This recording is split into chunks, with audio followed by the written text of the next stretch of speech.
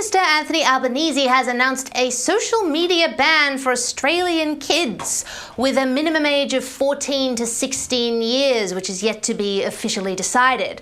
Now, while this will certainly come as a relief to parents and indeed teachers all over the country, is this in good faith, or is it just another attempt by the Albanese Labor government to monitor the internet usage of Australian adults?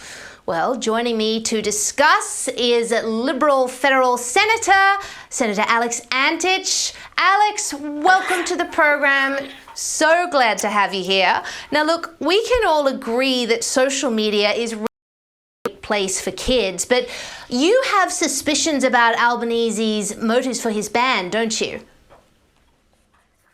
Yeah, Daisy, thanks for having me first off. Look, I do. I mean, I find this vexing, this question, because on the one hand, it's very clear that there is a need to protect kids online from a range of issues, whether it's online pornography or just the kind of social media interactions that are leading to problems. We hear stories after story of kids being bullied online and so on.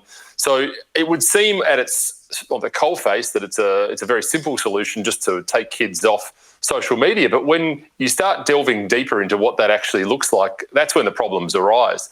The first thing, of course, is how do you do it functionally? And the answer to that is you really can't, I don't think, do it effectively without their digital ID platform. Of course, your viewers would be well familiar with the digital ID laws that were rushed through, in fact, pushed through the Senate without any debate, by the way, earlier in the year, which will come into effect soon.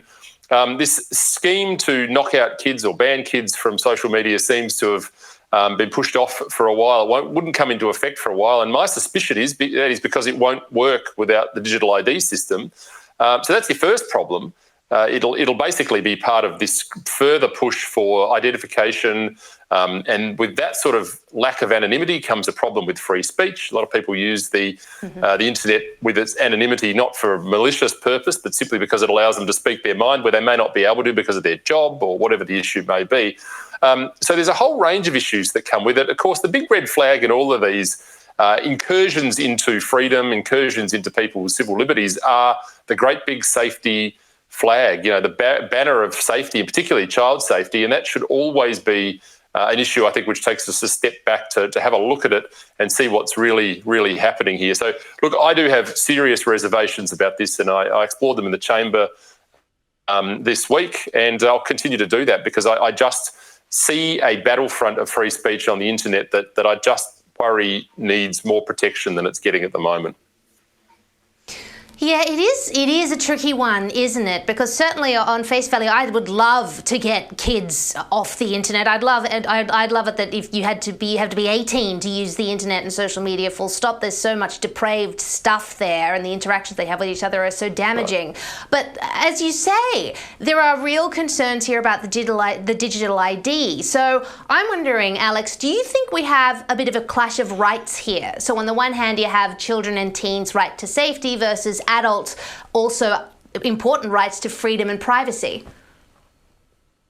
Yeah, and I think it's really a case of one leading to the other. I mean, maybe in an imperfect world, kids just don't have access to social media, and you find a way to do that, and you find a way to do it without impinging on the rights of young adults and people generally. But I don't think that's what we'll get here. We're always told something at the coalface, which is quite different to what comes out the other end of the pipe. Of course, we were promised with the digital ID laws as an example that they won't be voluntary. And of course, they're really weasel words because you really could extend that sentence out and say, well, digital ID won't be compulsory unless you want to do anything online, which, of course, everybody does. And there have been all these carve-outs, but none of them are satisfactory as far as I'm concerned. So for me, it's about protecting the free speech online, which I think is so critical, and we have so little of it, frankly, in this country in many respects anyway, that this just looks to me to be another domino in the grand scheme of things. So I think it's a real worry, and it just can't be done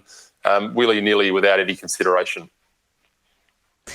Yeah, it is tough, isn't it? Because the thing is, I just wouldn't trust Anthony Albanese to be enacting this in good faith just because of his history on free speech. I mean, Comrade Albo, he's again, Alex, proving he's an enemy of free speech. He's announced that Labor will expand its plans to crack down on quote-unquote misinformation on social media by adding political content into misinformation laws before the federal election. I mean, Albo can't be serious with this, can he?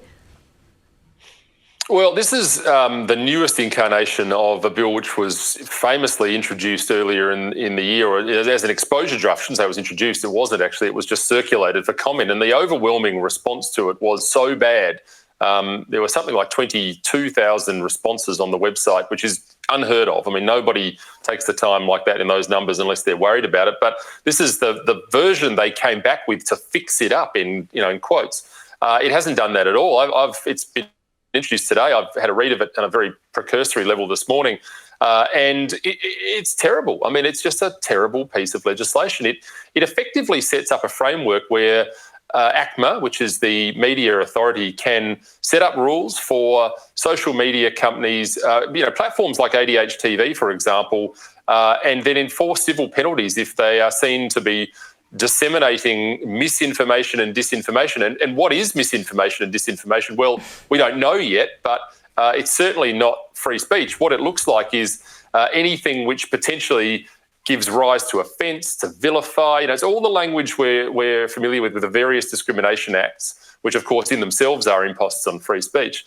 And the kicker to it, if you want to know what the real agenda here is that it appears that the mainstream media are exempt. So the mainstream media don't have to sign up to that. And of course, the rationale they'll use is, well, they already have the Press Council, they already have other mechanisms. But the reality is what this will do is we'll stop and put a freeze on free speech online. It will stop platforms like this, sole people on Twitter from doing what they're there to do, which is talk about it. And I have said, and I said this week in the chamber, I don't think the big problem with misinformation is people on Twitter telling us what they think. I actually think it's out there when we're being told by experts, and they're giving us wrong information. I mean, the government and the mainstream media would have been rife with misinformation during COVID, and they would have had no recourse under this framework as it stands. So, look, this is a real problem, this bill.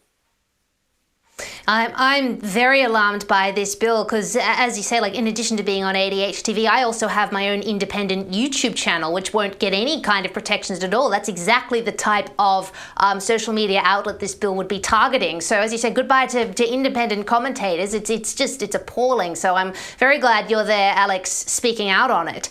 Now, look, just before we go, we're going to jump sideways a little bit, but we have to talk about this.